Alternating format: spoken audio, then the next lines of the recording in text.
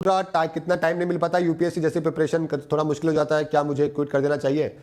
यार देखो, थोड़ा थोड़ा प्रिपरेशन, अगर देखो आप दिन में 3-4 घंटे भी निकाल रहे हो ना अगर अपनी प्रिपरेशन के अंदर जॉब के अलावा, देखो एक एज के बाद में आपको जॉब के साथ में प्रिपरेशन करनी पड़ती है। पता नहीं ये बात बच्चे समझते नहीं है, मैं कई बार ये बात रिपीट भी कर चुका हूं कि देखो घर वाले आपको एक लिमिटेड टाइम तक सपोर्ट कर पाते हैं। आप 18 साल, किसी की फैमिली 18 तक, किसी की फैमिली 22 तक, किसी की 26 तक और किसी की 30 तक। अब ये किस्मत के ऊपर है कि भाई किसके घर में जो है वो कितना सपोर्ट है कि वो कितने साल तक उनके एजुकेशन को फंड कर सकते हैं, स्पॉन्सर कर सकते हैं, है ना। अब इसमें कोई गलत नहीं है, किसी की फैमिली में 18 साल तक हो पाता है, किसी के 22, किसी के 30 से, ठीक है, अपना अपना कोई इशू नहीं है इसके अंदर।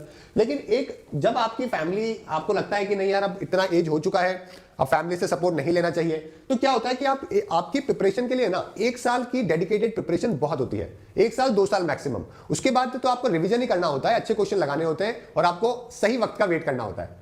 समझ गए मेरी बात? आप 5 साल के अंदर ऐसा क्या पढ़ लोगे यार जो कि आप डेडिकेटेड होकर 1 साल में नहीं पढ़ सकते? मुझे ये लॉजिक ही समझ नहीं आता। मैंने 4 साल पढ़ाई करी थी, वो मैं 1 साल में कर चुका था यार, मतलब मेरी प्रिपरेशन के टाइम पे वो मैं बाकी के टाइम तो रिवीजन ही किया है, कभी 2 नंबर कभी 5 नंबर, वो किस्मत की बात होती है फिर। ऑलराइट, तो ऐसा नहीं है कि एक साल 2 साल अगर आपको अच्छी प्रिपरेशन का टाइम मिल गया तो that is more than sufficient. 1 साल भी मिल गया है तो उसके बाद रिवीजन करना है, अच्छे क्वेश्चन निकालने और कंटिन्यूटी बना के रखनी है। समझ गए? तो अब किसी की फैमिली में 18 तक सपोर्ट है, किसी का 30 तक है। अब आपको लगता है कि नहीं यार 22 साल के 26 साल के हो चुके हैं, फैमिली के सपोर्ट नहीं है, फैमिली में दिक्कत है, तो सिंपल सी बात है भाई, एक जॉब ढूंढो और सुबह मॉर्निंग के अंदर जल्दी उठो और 3-4 घंटे की शिफ्ट निकाल लो 3-4 घंटे की पढ़ाई के लिए। इसमें आपका बढ़िया रिवीजन हो जाएगा। समझ गए? 2 घंटे 3 घंटे सुबह निकाल लो, 2 घंटे 1 घंटा रात को निकालो, 3 घंटे हो गए, मोर देन सफिशिएंट होता है अगर आप क्वालिटी स्टडी करते हो तो। आपके 3 घंटे, बाकी में जो राजेंद्र नगर मुखर्जी नगर में जो 8 घंटे बच्चे पढ़ रहे हैं ना डिस्ट्रैक्शन के साथ में, उनके बराबर ही होते हैं।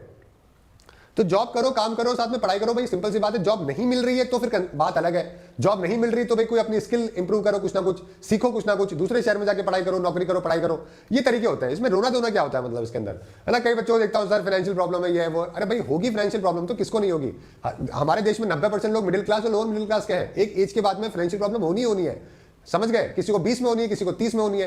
क्या आपने उसका सोल्यूशन निकालने के लिए कुछ सीखा जिससे आपको नौकरी मिल सके? ये क्वेश्चन है। कोई तैयारी तो चलती रहेगी यार, तैयारी का कोई अंत नहीं होता। मतलब आप देते रहो पेपर, तो आते रहेंगे जाते रहेंगे, है ना। प्रिपरेशन आप करते रहो, मतलब 2 साल भी लग सकते हैं, 4 भी लग सकते हैं, किसी को 6 भी लग जाते हैं। अगर आपको करना है तो करना है मतलब, लेकिन साथ में आप अपनी जिंदगी को सपोर्ट करने के लिए क्या करते हो वो इंपॉर्टेंट होता है। ठीक है?